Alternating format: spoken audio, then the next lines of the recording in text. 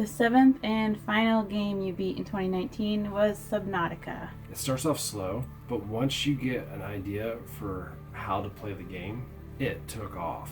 Once I got to the base building part, where you could start building your own underwater base, I couldn't stop playing it because it was just so much fun to constantly get new technology, to constantly upgrade.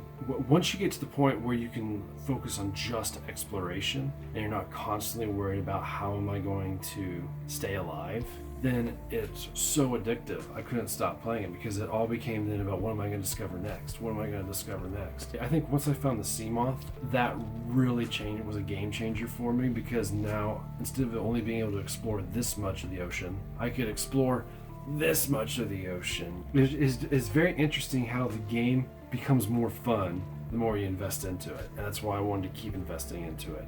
As you gathered more material and as you created more things and as you built more technology, instead of the game feeling repetitive, it started feeling fresh.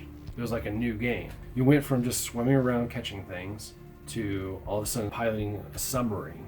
But eventually you do run to a point where things start to feel repetitive, like you've unlocked all the technology there is left to unlock. And that's when the game turned from being an exploration game into like a fetch quest game after you were able to unlock everything you needed to unlock. And I'm not that big a fan of fetch quests, but fortunately that's where it decided to end itself. So by the time you discovered pretty much all there was left to discover technologically, you had by that time explored map-wise what was left on the map. So everything kind of wrapped itself up nicely. I would recommend Subnautica to anyone. So then if you were to give it a rating, what would it be? I would give it a 9.